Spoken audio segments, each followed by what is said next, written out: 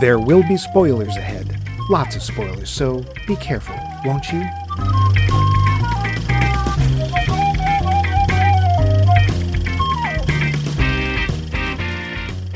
Oi, this is Max Mark Movies, and we got a wanger to trash this week on account of the fact that we got ourselves a real boss new series, don't we, mate? What's its name? That's no garbage, innit? I can't believe you haven't seen that. Free! The Re-Believening is what it's called. What? You want to make something about it? Well, we're prods. We are the prods. And don't you forget it. And what are prods?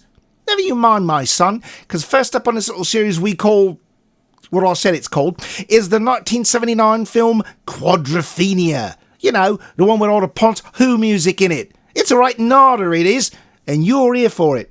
And before I hurt myself, I'm going to drop this accent and the made-up slang and introduce that host of hosts, Max. What are mopeds? Levine. Say something modish, Max. Liverwurst. Oi, oi, oi! Oh, wait, that's supposed to be Liverpool, isn't it? I don't know. Well. I do know, however, if you're anywhere there happen to be Australians and you just call out, Aussie, they will call back. Oi! Yes, so, but yeah. But me, I'm just Mike, 1-inch tie loose. Together, we do this little show, but we can't do it alone, which is why we ask you to answer our poll question. If you recall correctly, and I'm sure you do, last time about, we asked you if there was a country other than the U.S. whose films you particularly liked. This is how you answered. Dr. Rebecca Pelkey wrote, quote, "To the extent that we might consider native nations as distinct and sovereign, then yes, there are films that I love coming out of various nations.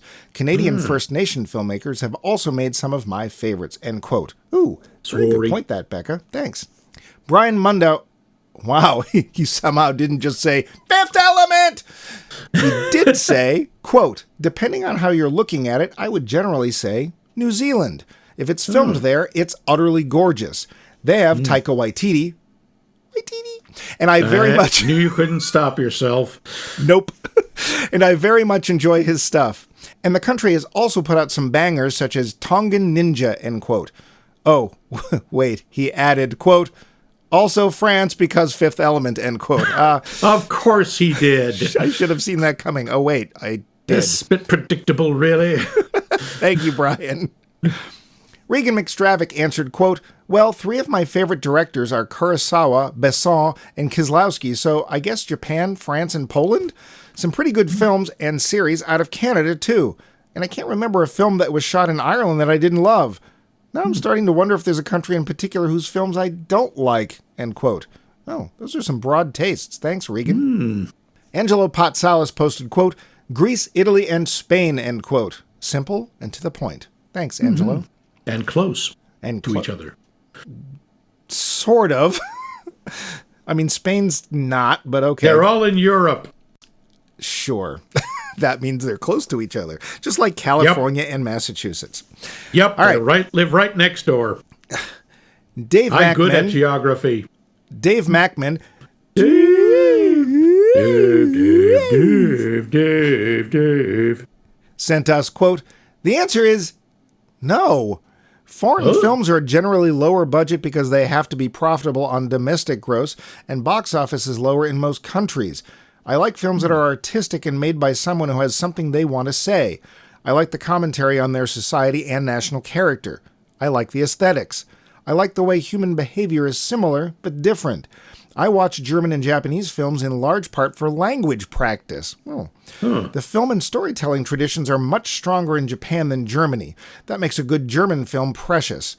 Precious.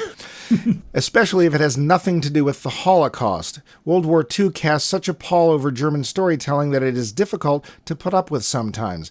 It seems to be getting better," end quote. I was sure he was just going to answer Japan and be done with it, but yeah. Yeah, Dave's always full of surprises. Yeah, and before anybody writes in, I honestly think what he means is that it is so an indelible part of the culture that he finds it difficult to find films that don't somehow center around World War II, which I can understand not having looked at a lot of German films. But thanks, Dave. Seth Jacobs' answer was, quote, South Korea and Australia, end quote. Thanks, Seth. Huh. That's an Crikey. interesting mix, yeah. Harriet Roberts posted, quote, English films are fantastic, end quote. Oh, thank you, Harriet. On our website, Vince, who I hear has been putting up the good fight against Big Penguin off in wild Canada, wrote, quote, I used to love German films in the 80s in particular.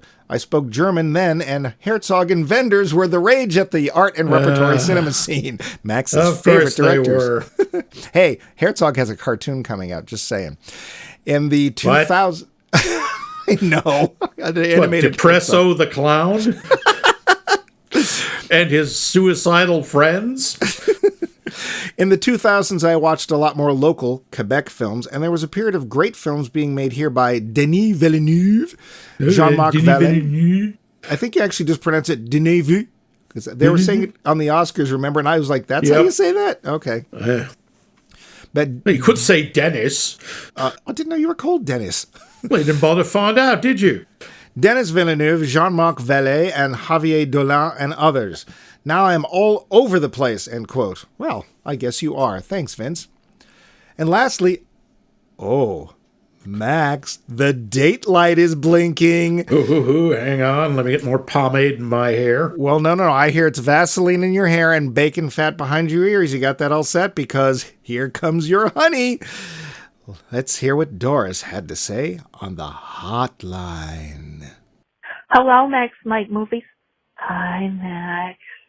This is Doris Himpelmeyer here to answer your poll question this week, which happens to be, is there another country's movies that you like? Well, does Britain count? Or UK or England or whatever they're called? I like them movies. You know, there's a lot of them, like Notting Hill and Gosford Park and movies like that. Those are good. And, you know, the ones with Clint Eastwood, pasta westerns or whatever they call them, when he's the cowboy in Ennio Morricone or whatever his name is, does the music. I like those. And, you know, I've only seen one Bollywood movie. You know, Max and I were out the other night. We saw this great Bollywood movie. Oh, sorry, Max. I know I wasn't supposed to say that. Anyway, Bollywood is kind of fun, and that's from India.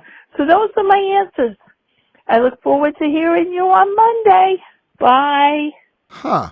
You know, Well, actually, let's just move on. Moving on. So, anyway. what is this about a date you two had? Nothing. I think we need to come back to this. Maybe but I gotta say, Ours is a forbidden love. So forbidden that it hasn't happened. I gotta say though, pasta westerns, I actually like that better than spaghetti westerns. Yeah, I like that. It's much more inclusive. Yeah. Thank you, Pasta Western. Thank you, Pasta Necklace. So yeah, you can. I mean, I got a soft spot for Notting Hill, so I get that. And pasta westerns. And so you went and saw a Bollywood film, did you? If she says so, then we did. Okay. Whatever. Thanks, Doris. Lots and lots of good stuff. Thank you all. But Max, what is your answer? Is there a country whose films you like as much or better than US's? No! I'm pure America! Only American films made in America about American things like guns and fire trucks and beer and fish. America! Where's the fire escape? Where's your pants? Yes. There's a few. Honestly, I got to go more with Dave. I just like it when they do when someone does a good movie. Yeah. The country sort of is irrelevant. That said, I have a soft spot for English films. Apart from the fact that I don't know what the hell they do to their sound mixing. I don't know if it's a difference between PAL and NTSC, but it's always harder to understand the dialogue in an English movie. Maybe because they're not all screaming like they do in American movies, but I'm boring. I go with England. Well, good thing this week's film wasn't British and people didn't have accents. Right. Yeah, thank the gods for subtitles. And I told you. What about you? What nation do you love more than America, you pinko?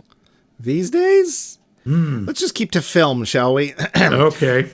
I gotta say, I do like a lot of Japanese films, though not anime as a rule. There are some exceptions, but I do like, Kurosawa is pretty amazing. And I've seen some other when we saw some films during the Noir series, when we saw La Samurai is French, sorry. There was one we saw that was Japanese, and was it Tokyo Drifter? Yeah, Tokyo Drifter. Yes. Which I really liked. Fast and Furious 3, Tokyo Drifter. No. You sure? I do, and even Godzilla films. Godzilla love them. But I have a soft spot for Japanese films. I really like a lot of the samurai films. Thanks, Dave.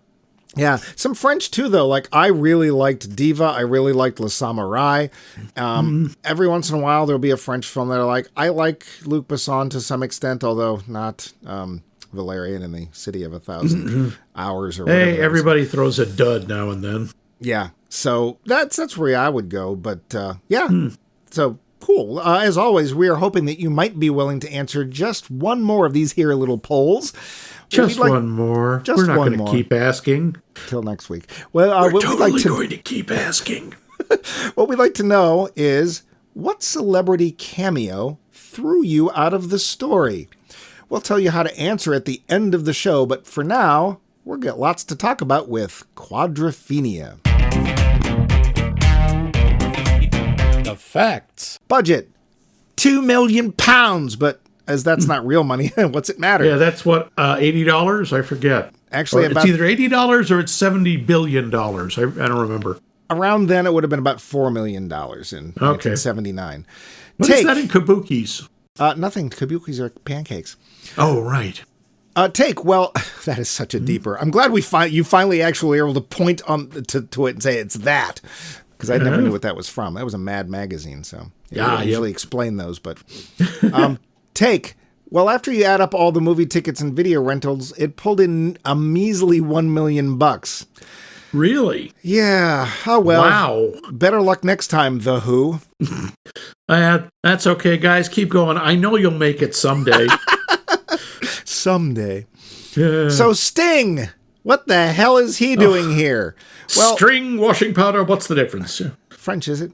Well, when they were making the movie, the police were barely a thing, but by the time it came out, well, they were a thing. So, yeah. And Sting's character, Ace Face, rides a scooter with the letters GS on the front. Might well be a nod to Sting's real name, Gordon Sumner. Or they might stand for Grand Sport, which was a model of Vespa scooter. Yeah. Coincidence? Apparently. Weird. Pete Townsend of aliens. The Who. It's not aliens. It was totally aliens. Yeah. Pete Townsend of The Who thought this movie would be very much like Tommy and that it would be filmed like a rock opera, was somewhat disappointed because the director had other ideas, wanting it to be more realistic, though still having music to be an important part. Originally up for the role for Jimmy, the Sex Pistols' own Johnny Rotten. Oh boy. Which quite honestly... That would have been different. But it would probably still have worked. So, yeah. Yeah. Ed Wood strikes again. Well, sort of. It all comes back to Ed Wood. No, it all comes back to Robot Monster, as we proved last week. This is a product of guerrilla filmmaking in that permits and street closures weren't really part of the budget. Also, helmet laws of the 70s were a good deal different than those in the 60s, i.e. they had any. To that end, we see a lot of non-60s cars whenever the mods are riding around. So, yeah. It was doing we also see a number of people staring right at the cameras. The background players, yeah. I mean, there are two old women in Brighton who are very clearly like, "Ooh, what's that then? Ooh, there's a camera in the road. Ooh. Oh, those must be one of those modelings that we've heard about. Oh!" Yeah. It was during the making of this film that The Who's original drummer, Keith Moon, died of a drug overdose. Oh, yeah. Oh, lovely view! When the mods stop on their trip down to the beach and declare, "That's Brighton!" It isn't. It's Eastbourne. That's not Brighton. Well, here's the thing. It's a British film about British people with British people. Do you think they wouldn't have known? I mean, we've made it to Boston. Okay. Thank you, Tom. Okay. Yeah. Product placement. The Who make appearances more than just in the soundtrack. Oh, yeah. We see a photo of Pete Townsend behind Jimmy's head on his bedroom wall. We see a Who album cover at the house party. And the episode of Ready, Steady, Go Jimmy is watching has The Who performing. Mm-hmm. Okay, what the hell does the word quadrophenia mean anyway? It's apparently a play on the word schizophrenia, but in this case, it's a personality split in 4, where each one of Jimmy's separate selves represents one of the members of The Who. Ooh. I will okay. leave, no, who. I will leave What? it to who. I will leave Where? it to who. I will leave it to you to figure out which one goes which with which, but yeah. The mods and rockers were real subcultures of the 60s Britain, but their rivalries were apparently somewhat overblown by the media until there was a giant clash at Brighton Beach where over 1,000 of both were involved in mass skirmishes. After that, though, both cultures started to wane partially because of the rising popularity of the Beatles, who are strangely absent from this film. Do you happen to know anything about trivia or this time in Britain or the Who? Or A little bit. The Cool. mods, which is not surprisingly a sort of shortening of modernist, they were actually way more into jazz in the beginning, sort of modern jazz rather than. They were into the Who and another band. I have heard the name, but I could not tell you a song to save my life called Little Faces. Oh, sure, I've heard of them. Yeah, I don't know have, their work, okay. but I've heard of them. Yeah. Yeah.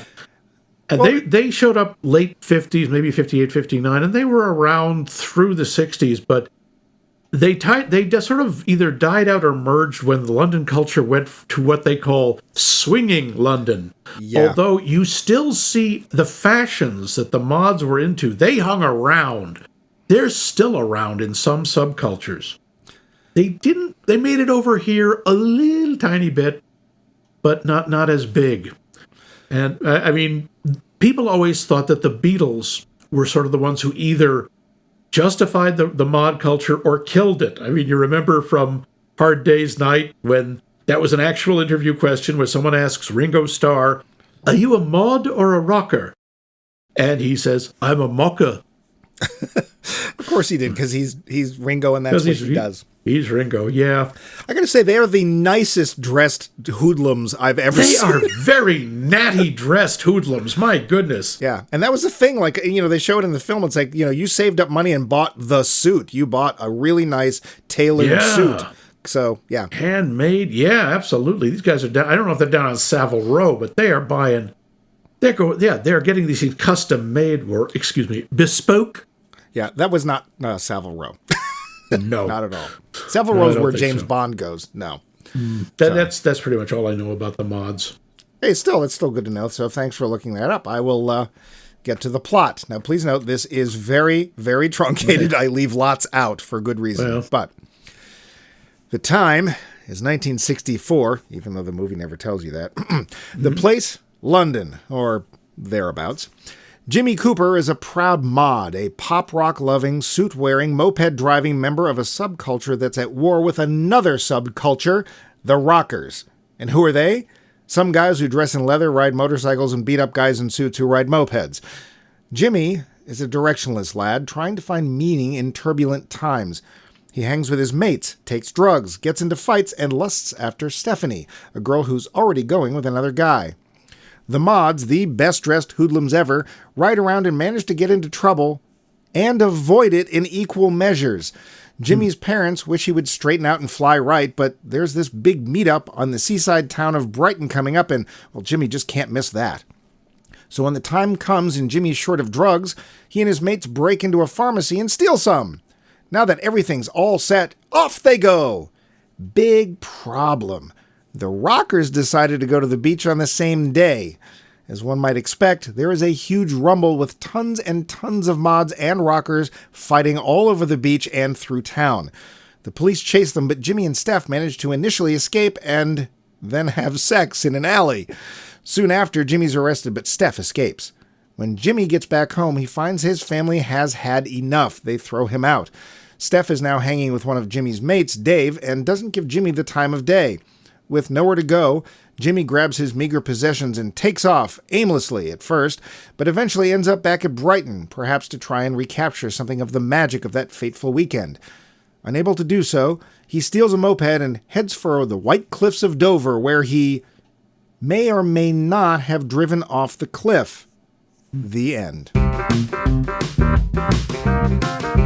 The film. So, Max, I know you haven't seen this because that's the whole point Nope. of this series. Never Did you have any idea what it was about before we started it? Well, I know it was. It's really good with all this Who music, and it's all about these mods who ride around. They're like early hippies who ride around on moped. Yeah, basically the description from Rock and Roll Doctor was the only thing I knew about this movie. And I knew it had a lot of early Who music in it. And I'm done. I knew nothing else about it. I didn't know. I thought it was going to be a concert film, quite honestly. You know what's really sad is that's exactly all I knew about this film, and from the same source. So you'd never seen it either? Okay. No, I knew of it, and I honestly didn't realize it was as late as it was. And before we get to the cast, I'm going to say this feels like 60s Britain. I don't care about the cars being out of place, but I think they nailed it. I'm like, really? This is 79? I believe it's 64. That was surprising. Yeah. Yep. It's the clothing, the speech patterns, even the accents. Yeah. They nail the time. And I before we get to the cast, too, I'm going to say there's only two people I recognize in here, and one of them's really obvious. It's Sting. But let's just go through them. And here's the thing. They may have, and I think some of them have showed up. I know one of them, I think Phil Daniels, the first one who played Jimmy, I think he was a long-standing cast member of a long-running British show called The EastEnders. So I think a lot of these folks did have careers, just not necessarily over here. Hey, Phil Daniels was in the Royal Shakespeare Company. Awesome. Let's start with Phil Daniels. Okay. I think he was terrific. He's really good. He's very believable. Utterly believable. Yeah. I mean, uncomfortably so, quite honestly, sometimes. He is just the disaffected youth. Well, but it's more than that. Like, there's one of my notes is, what's wrong with our little Jimmy? Like, you can tell it's not just aimlessness or dissatisfaction. There's something else going on. And, of course, it's right there in the title if you know what the heck it means, which I didn't. But well, it's also, he's got a lot of undirected anger. He doesn't even know what he's angry at. Yeah. But he hates his job. He doesn't like his family. Can't imagine why. Well, Dad throws him down the stairs. Let's face it, the little brat deserves something. He deserves discipline. Yeah. He doesn't deserve physical abuse, but let's look. Everybody depicted in 60s London is unhappy. There is nobody even like when he starts, chatting up the birds, as it were. All the women are unhappy. The men are unhappy. Everyone's unhappy. It's like this was not apparently a really cool time. Believe it or not, some of the rationing from World War II in certain places in Britain was still going on. It didn't clear up to the early 60s, and so maybe it's just that these are kids who grew up with literally having nothing, and they were just tired of it. I don't know. It was a very tumultuous time. I mean, we talk about the 60s in America. Yeah. It was just as bad in Europe, and especially in England. The economy was shaky. People were freaked out about Vietnam because England was involved in that too, as was a good chunk of the world. Yeah. Phil Daniels, I thought, was really just, I'd never seen him before. He was fantastic. I bought everything really about Jimmy from him. Leslie Ash as Steph was fine. Yeah, she doesn't, we don't find out much about her. She's also very believable. She's just like, well, it was a laugh, isn't it? Yeah. And, we've said this a couple of times on the show before. On one hand, I mean, she's kind of teasing guys and just sort of throwing people around. On the other hand, she's going for what she wants and she gets it. So I kind of appreciate that she's treating sex the way she wants to and not some sort of object that's, I mean, she's one only because she feels like being one. And even then, it's only for the moment. So I appreciate that tiny bit of liberation, which is not much. But let's face it, this is a guy film. This is a film about guys. It's made by guys. Almost everything that we're watching has to do with guys. The women's parts are small. Yep. This is Phil true. Davis is as Chalky. He's fine, believable. Yeah, honestly, Chalky and then Mark Ringett, Dave, I found a little interchangeable. I had trouble telling them apart, too, until the end when Steph says, "Come on, Dave." And I'm like, oh, good, thank you. I didn't know who Jimmy's name was like for the first quarter of the film either, so. Oh, okay. But, yeah. And then, out of nowhere, we have Sting. Yeah. And, at first I'm going, oh, maybe I won't recognize him. He was so much younger. And I thought, is that him on that moped? And then he shows, I was like, oh, there he is. Yep, no question. That's Der Stingelhofer right there. Der Stingel. And here's the thing. Sting's hair really does not fit this film at all. No, it's not a 60s haircut, but neither is what he's wearing, that weird trench coat.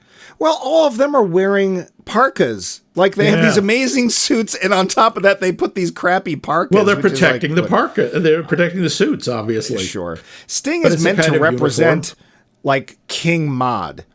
And he is a face, and that's a very important term among the mods. I mean, Jimmy claims to be one, but he clearly isn't.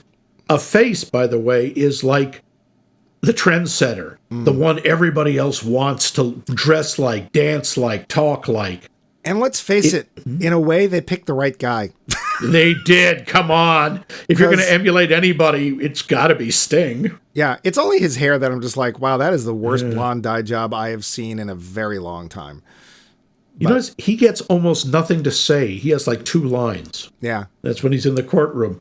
Apparently, by the way, that wasn't originally the case. Oh.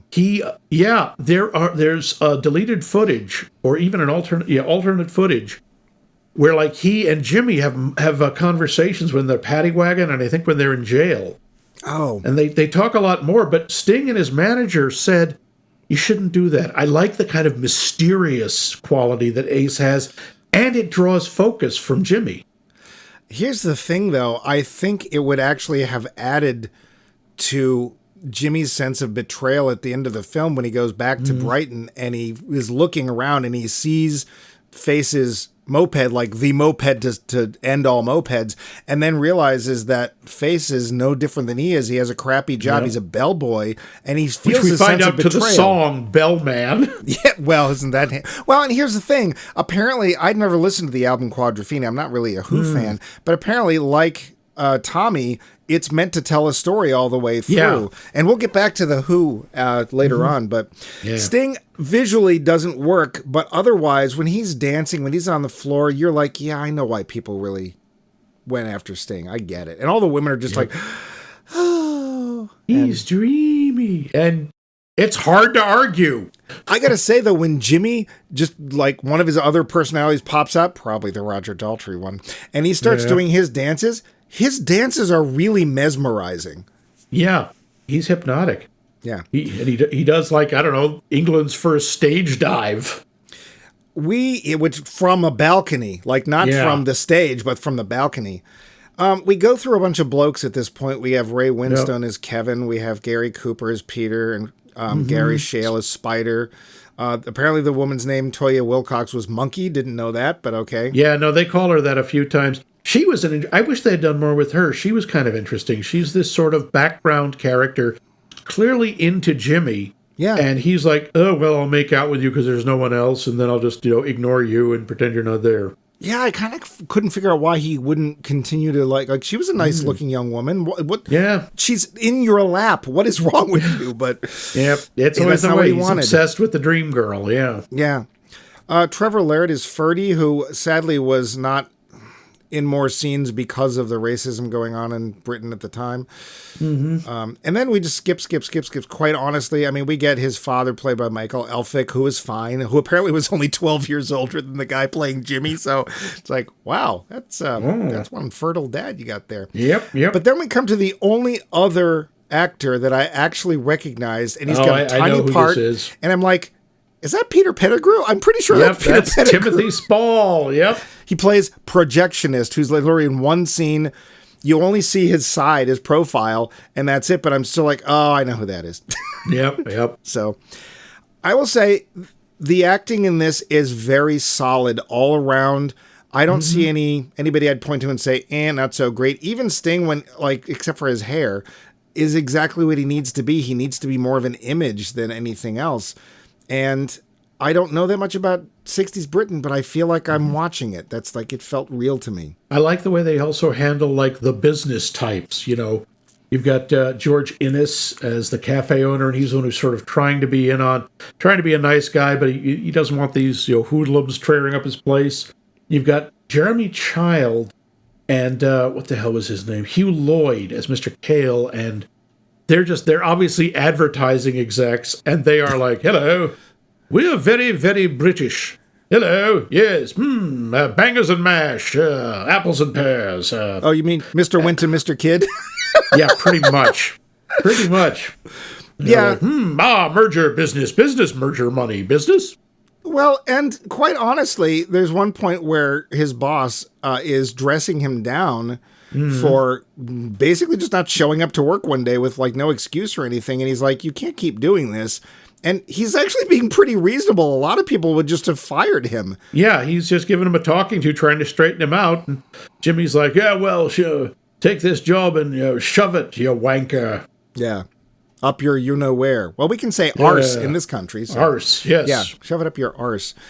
So, yeah, I found the acting very believable. And it was, especially for a lot more serious and less concerty film than I was expecting. So, those mopeds, what did you think about those mopeds? Oh, my God. What is with all the mirrors? I don't know. Each moped has like 90 mirrors on it, like in a fan, which I have to admit kind of looks neat. Well, but here's the thing. Also, every time a rocker or a bunch of rockers were showing up on motorcycles behind them, they're always surprised. And it's like, yes, dude, you've got 8 mirrors. How did you not see them coming? Not to mention, it's like, how are they not overtaking you in 2 seconds? You're driving a Vespa and they're driving BMWs, and I don't know if they didn't have any Harleys. I don't think there were probably some victories in there, some triumphs, and yeah. Mm-hmm. Well, the other thing is one point where they're actually chasing after some rockers on their mopeds, and they catch up to the motorcycles, and I'm like, it's like, no, you don't. Well, and here's the thing that's weird to me is when you look at a mod, pretty much every mod was this little skinny British kid, right? Yeah. There's late teens skinny white British guy. kids, and they're wearing these suits, these not quite dandy suits, but they're wearing these very sharp suits over which they've thrown a parka, and they're picking fights with guys in leather jackets and motorcycles, and half the time They do not look winning. like badasses, and yet they win. I mean, at least they stand out, which either means they're a lot tougher than we thought, or the rockers are a lot wimpier than they look. Well, and I'm going to ask you this question, just listening to the different music that they're listening to, especially that one bathtub scene, and we'll get back to that part in a sec. Could you tell the difference between mod music and rocker music? Yes, I could. Because one of them is singing, what is it? I wrote this out. Gene Vincent, for heaven's sake, who was big in the 50s. And Jimmy is singing the Kinks. But there's times when the mods are listening to stuff like... Yeah, they listen to the Ronettes and the Shirelles. They listen to Motown. And it's like... I know, that was kind of a surprise. So I couldn't figure out, and I didn't look into this, and maybe I should have, but I couldn't figure out, it's like, why do you guys hate each other? Like, what's the big deal? I don't get it. But maybe it's just because they were not the same. And I want to get back to that in a sec, too, but are you blind? Quick, he is white on the right side of his face, and I'm white on the left side of my face. Thank you, Beale. It's deeper. I will say this film did something that I was not expecting. Very early in the film, we not only get full frontal male, we get it twice, and we don't get any full frontal female. Nope. Which we were supposed to, by the way. The scene where Jimmy and Steph have sex, she was supposed to do naked, and not in an alley, but she wouldn't do it. She refused. They said, "All right, you'll keep your clothes on, but you're doing it in an alley." She's like, "You know what? I'm okay with that." Which, quite honestly, I thought really worked. Yeah, I did too. It made more sense in the moment. The only thing I couldn't help but wonder, it's like, so this is after the big brawl has been broken up by the cops and everyone's running, trying not to get arrested. And these two manage to get into an alley and they're at the gate of the backside of this little house, and that's where they do it. And when they're done, instead of continuing on through the gate in front of them, they go back to the street. And I'm like, that baffled me. I mean, it was like, wait, since when is this a dead end? I mean, we saw the other gate. Yeah. So, don't know. Early on, we have a dance party, and all I have to say is white people dancing is never a pretty sight. Yeah. They didn't. No, the white British kids don't know how to dance. Just saying. I mean, that also is the one where they're listening to the Ronettes' "Be My Baby," which is, again, older Motown, what was called safer rock and roll, although it certainly wasn't in the 1950s. People were freaking out about songs like 60 Minute Man and even that one. And they put on The Who's and My Generation. Yeah. And I'm sitting there going, yeah. Yeah.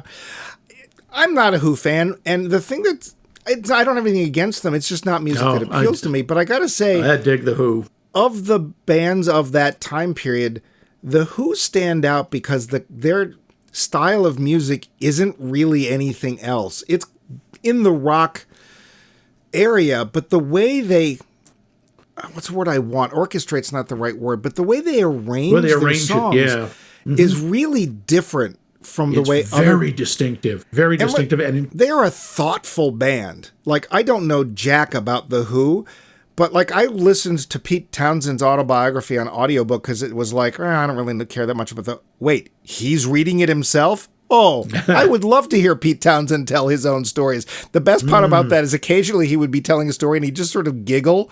Like, I'm not telling you everything, but I'm going to giggle because I just remembered something. And it's like, oh, come on.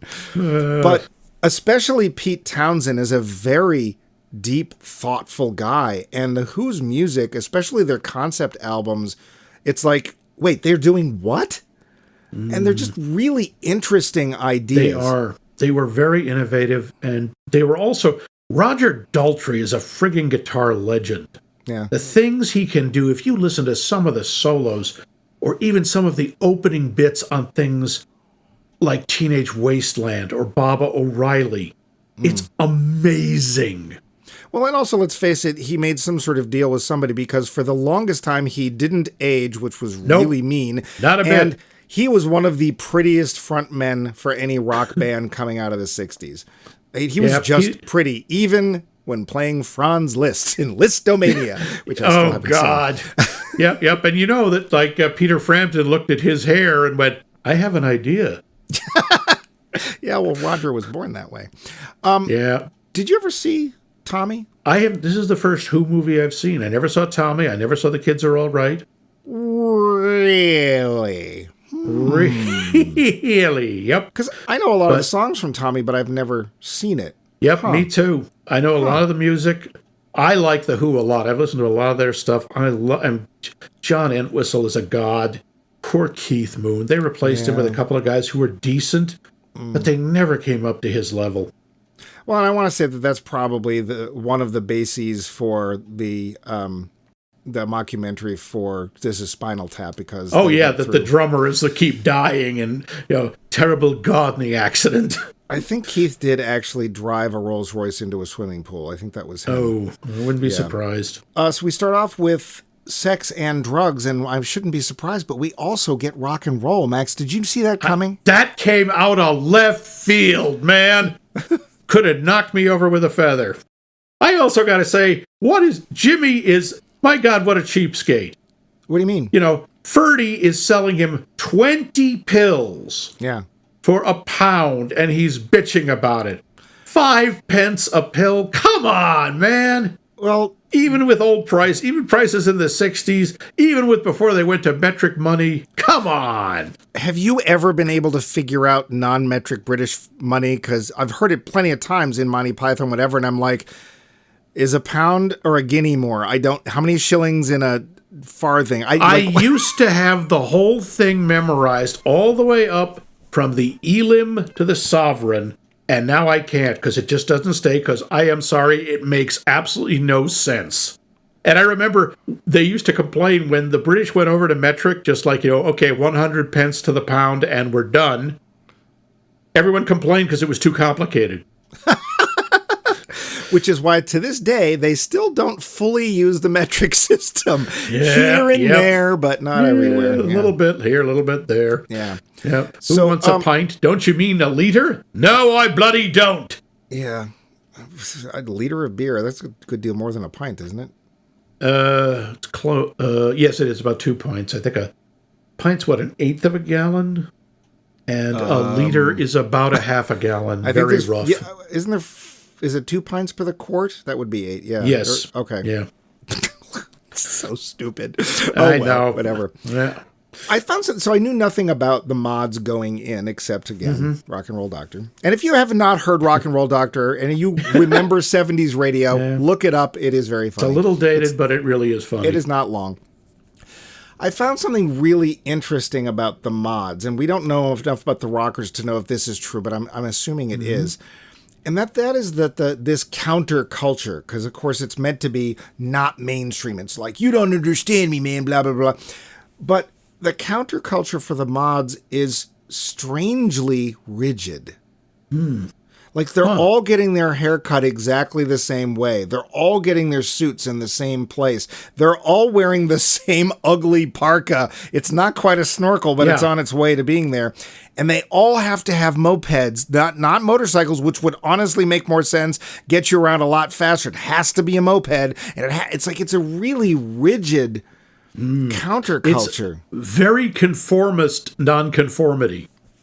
And I sadly can honestly see that counterculture turning into the conservatives of the future.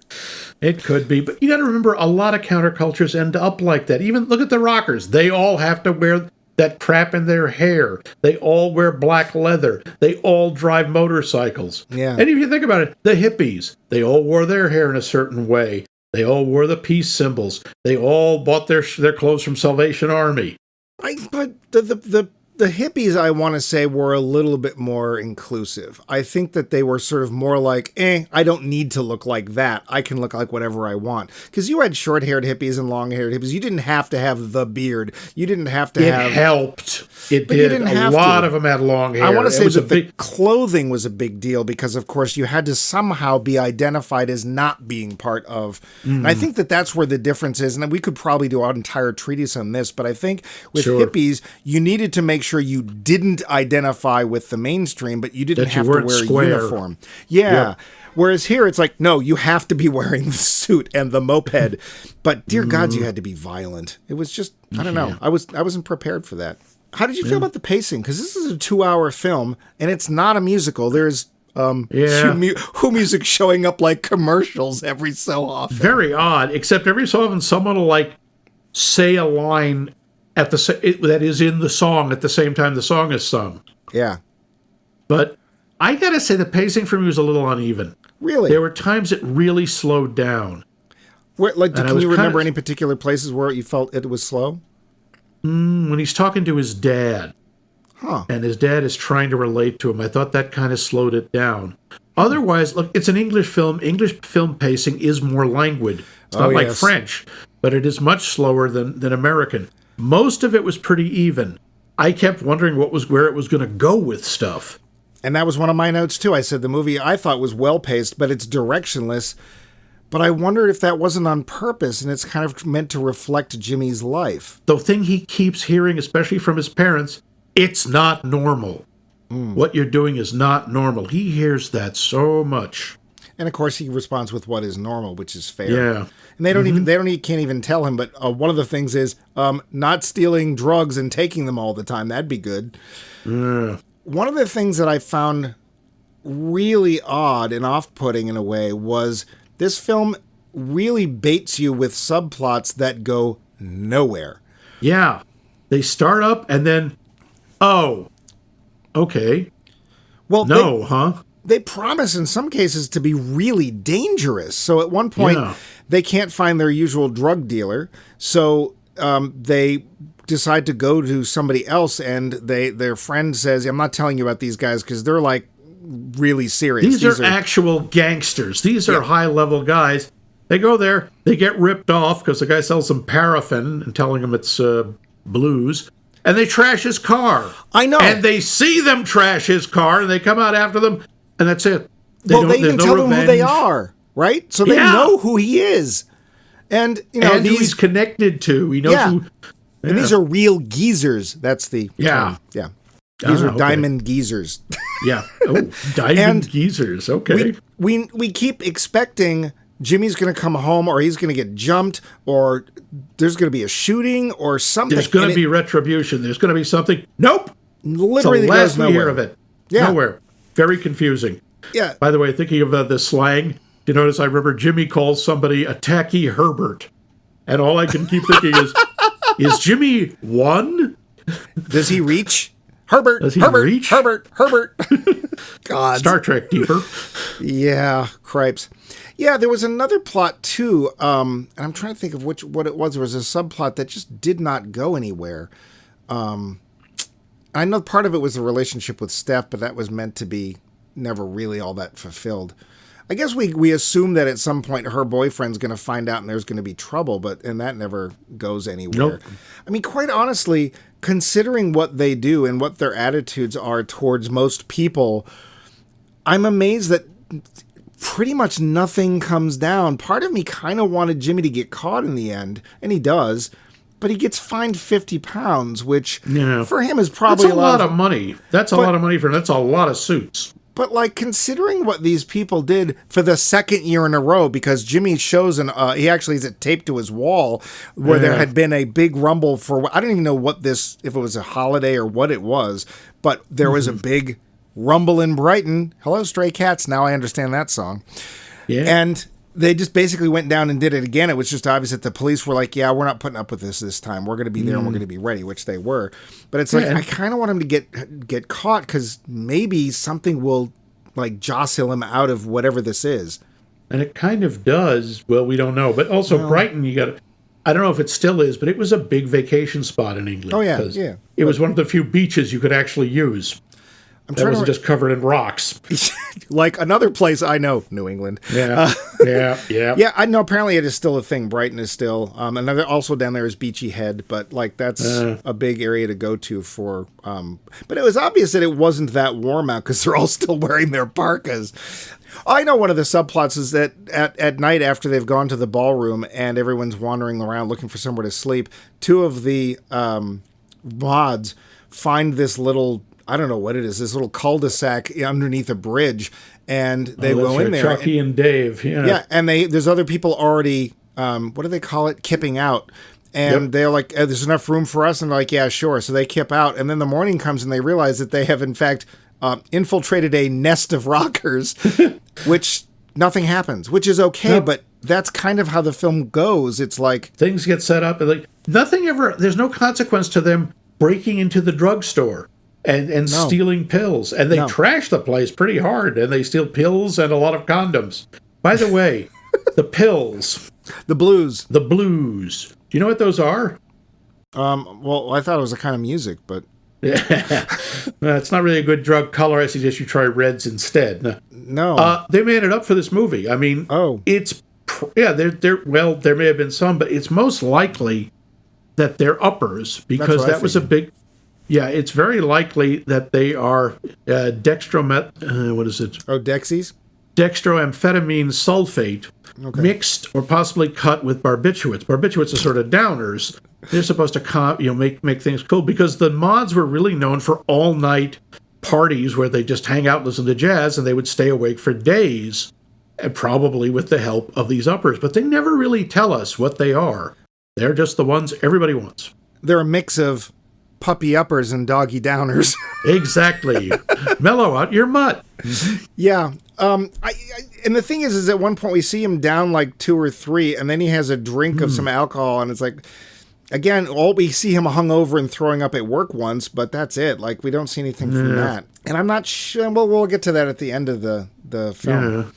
Do you think that we're meant to empathize with anybody in the film?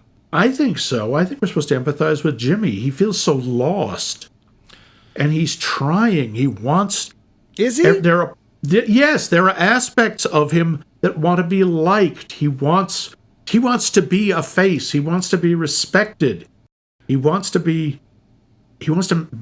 basically make a ripple. But he doesn't seem to actually want to do anything. He doesn't know what to do. Right. He has no direction. He has no guidance. Well, technically he has 4 directions, and that's the issue. Yeah, well. I for a long time throughout the film, it wasn't really till the end of the film, I'm just looking at a bunch of hoodlums breaking stuff up for no reason. They don't come from wealthy households, although the mods, it was actually something apparently of a little bit of a class war, because the rockers were much more lower class, and the mods were like lower middle class. So, and he's got a decent job, he's working in the business world, so it's not like if you were on Skid Row, you could just walk in and get a job for that. No. But from a lot of the film, I'm just like, who am I supposed to really be caring about? And I wasn't sure, but at the end, I think there's a lot of sense of betrayal. Of course, he gets thrown out by his parents, whom, quite honestly, I think might have had the right idea, although maybe not to the degree they did it. I think he needed a wake-up call, but I don't know that they needed to never want to see him again. Yeah, I think that was a bit much. But, of course, Steph won't talk to him. They make no effort to get to know what he's doing or any of that. Well, and then Steph, of course, has moved on because I think, honestly, because he got caught. I think if he hadn't got caught, things might have been different, but it wouldn't have lasted because that's not what she wanted. But yeah, he gets betrayed by his family. He gets betrayed. He as he sees it, he gets betrayed by Steph. He gets betrayed by his friend who goes off with Steph. Yeah, he gets betrayed by Ace Face when he finds out that he's just working for the man. He gets his scooter destroyed. I think that part of it is he's basically a big bucket full of reality has hit him in the face, and that he's realized that all this whole mod thing is just as fake as anything else. There's nothing more to it. There's nothing perpetuating it except it's saying you're mod. It doesn't feed you. It doesn't care for you. It doesn't comfort you. It's just there. I've remembered the other subplot that went away. He meets up with this friend of his where they're nude in 2 separate bathtubs, and his friend is a rocker. And at one point I was like, oh, is there going to be a big fight, and the Kev's going to be on one side and Jimmy? No. Kev just disappears. There is. They catch two rockers. They beat them up. One of them is Kev. Is it? But it's not Jimmy who does it. No, but Jimmy's there. I mean, Kev's like yelling, Jimmy! He's trying to get him to help him, and he just runs away. Okay, even with the headphones. That's it. There's no confrontation. There's no consequence. He just leaves. Cinematographer was actually a first-timer, or they had somebody else in mind who went off to shoot something else. And I got to say, I think this was really well shot. Yeah, you really gives you a sense of where you are, when you are, and what's happening. And you're right in there with them. There, especially at the end, there's a scene where he's in a cafe back in Brighton, and we're looking through a window, and it's some of those shots like we saw in Altman's The Long Goodbye. The Long Goodbye, where we have the window is something you're meant to be looking at and through at the same time. I just thought that the person did a really good job. I should have looked them up. And that they really gave the film in general does a great illustration of directionlessness of male youth that's, especially toxic male youth, that hasn't probably changed except in flavor all that much. Yeah. Do we want to talk about the ending before we get to the whether we liked it, or do we want to do that after? Yeah, I think let's talk about it. Because the ending is kind of ambiguous. Honestly, the first thing I thought of was Harold and Maude. The ending of Harold and Maude, where you see the vehicle go off the cliff. Here's the thing. It doesn't take much in this film to tell that he doesn't go off the cliff. There is no dummy. To be fair, I rewound it because it's like, I don't think there was a body there. I rewound it and checked in still frame, and it's like, nope, there's not. Yeah. According to the director and a bunch of the other cast members, they all said, no, Jimmy doesn't kill himself.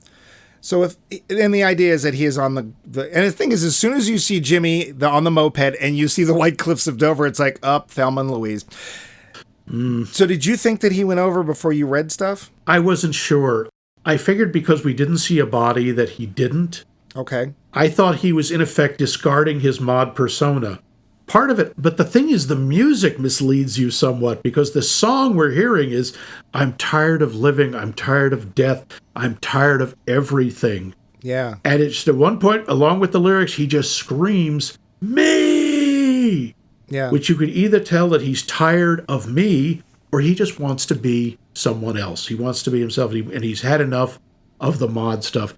Because as we see him go along, he's casting off more and more. I mean, the scooter wasn't his idea initially when it's destroyed by the truck, but he's throwing his luggage out the window. He's throwing everything he has away.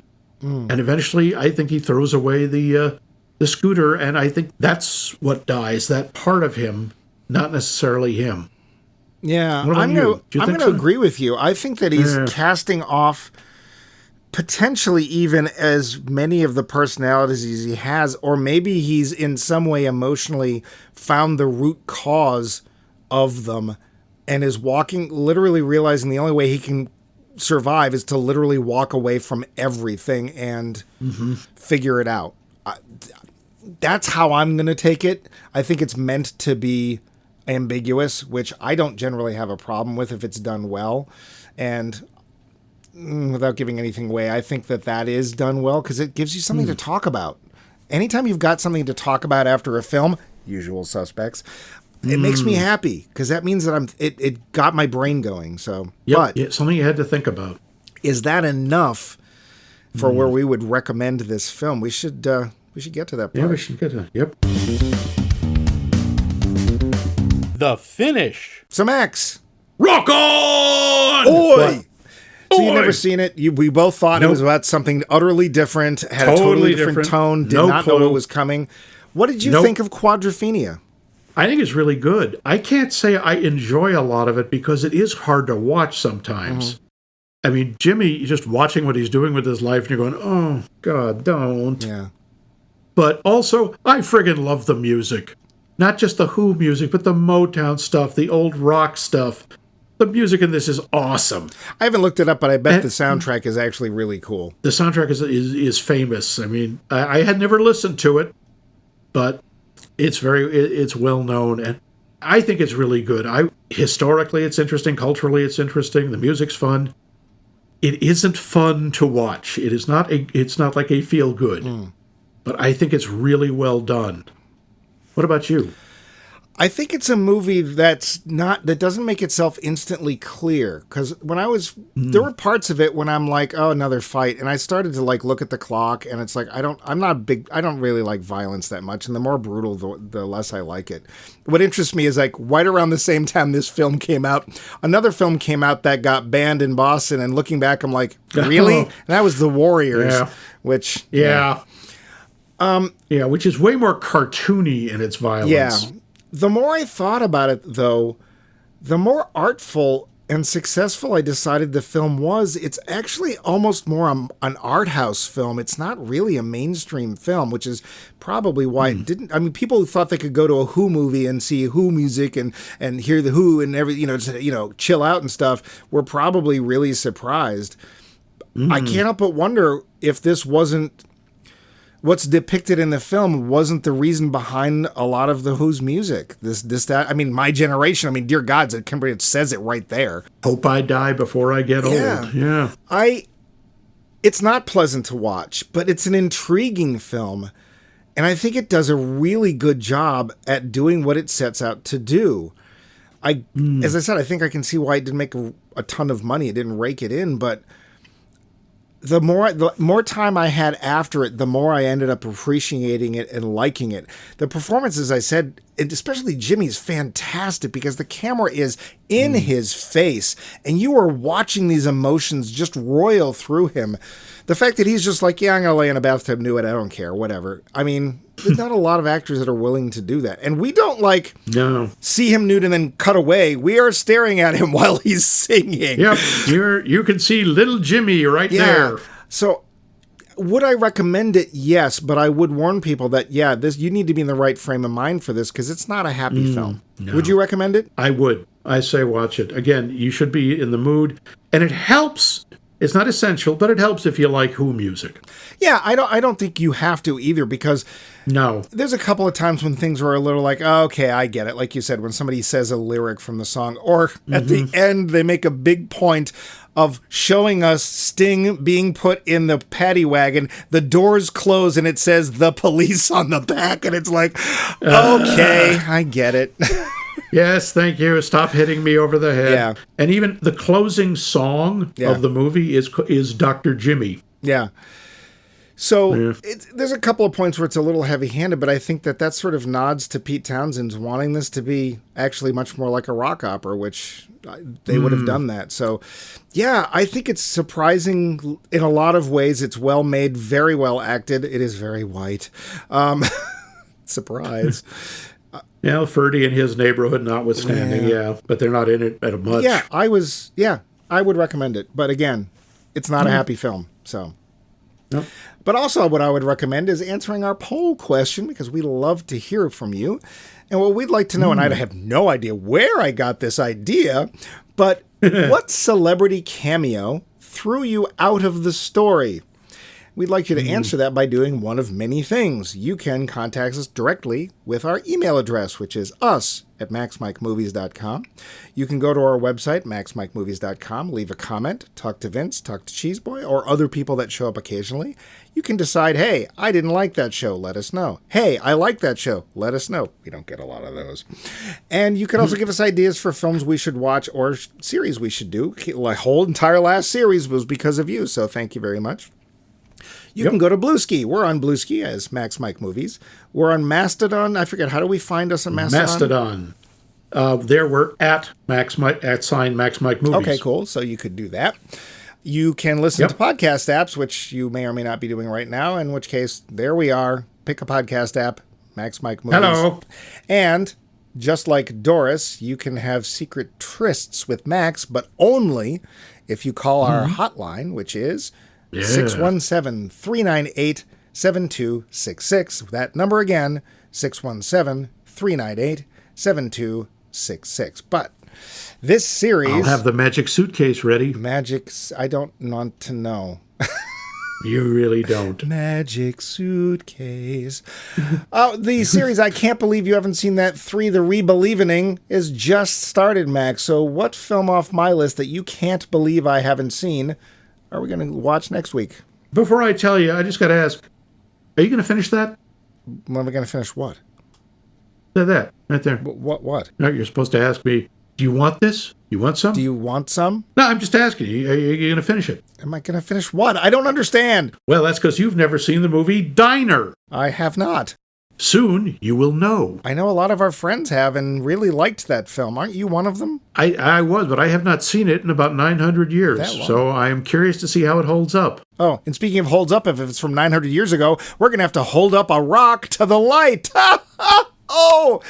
My son. Thank you. We'll let you know. And you'll let us know next week here on Max Mike Movies.